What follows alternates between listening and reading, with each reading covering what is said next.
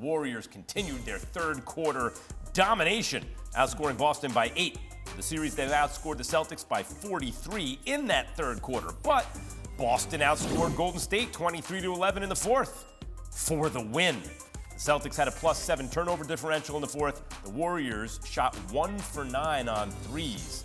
And a scare for the Warriors. Steph Curry came out with 2:19 left in the game after Al Horford rolled onto his leg on a loose ball. Afterward, Steph said, obviously in some pain, but I'll be all right.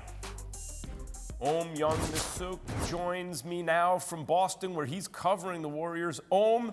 It looked to me like when I saw it, it looked like, ooh, that's right up to the line before you go, oh, he's going to be missing, right? He's going to be out for a while. What's the latest on Steph?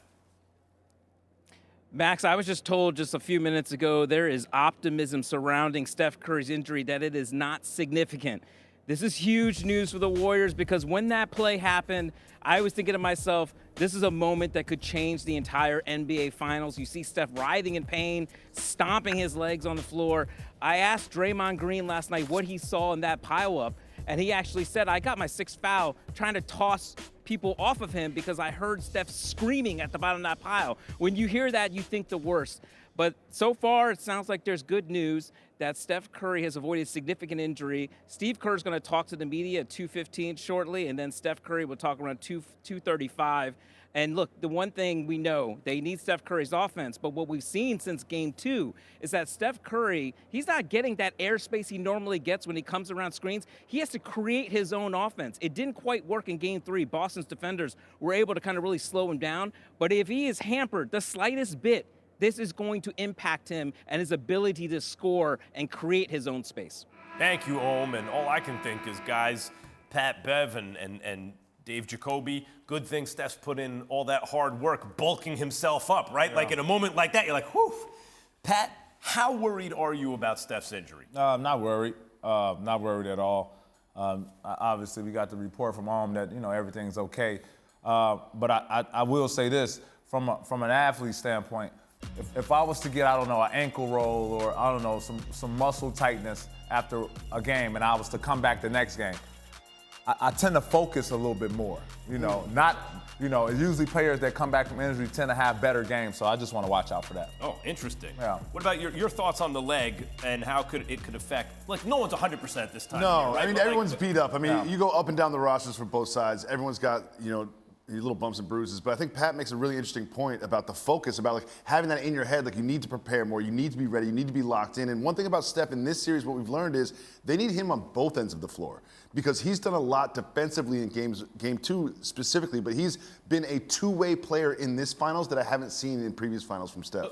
But I always thought Steph was present on defense, just not a good defender, but present on defense, and that means a lot. And I don't care what anyone says. I was waiting for him to have a finals like this. I have not seen it before with no KD there. I know you're going to have your 30 points. You're going to shoot. What about in the second half when the team needs it most? Game 2, there he was. Game 3, there he was. No one can do it by himself. He needs some help. Yeah. But for the first time in a non-KD Warriors finals, I've seen Steph step up in the second half of games when the going gets tough. Pat, you were high on the Warriors before the series started. How did they find themselves in a 2-1 hole? They are letting the ball get into the paint all the time. I mean, they went from guarding a little bit to a point where everyone's just get blown by now. And when that happens, I don't know a defense in the NBA that can sustain an offense that just gets in your paint all the time. They're putting pressure on them.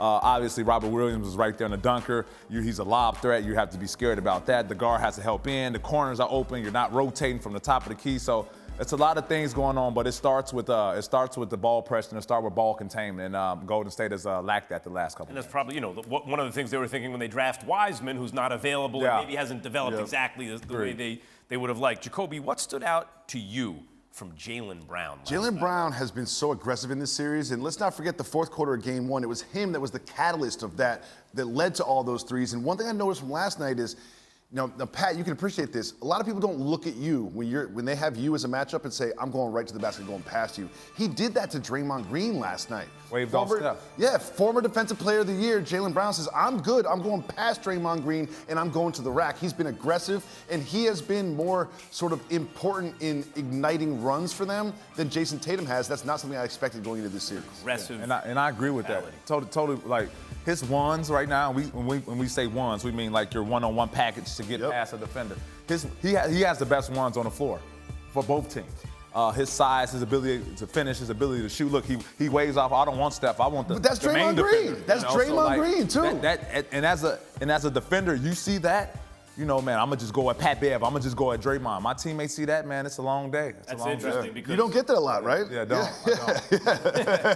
A lot of times, come send me one. Marcus Smart, like for Steph to get some air with Marcus Smart, it takes Draymond holding him and you know, like it takes screens and all kinds of stuff. And here's Jaylen Brown, just his ones, huh? Thanks for watching ESPN on YouTube. For live streaming sports and premium content, subscribe to ESPN+.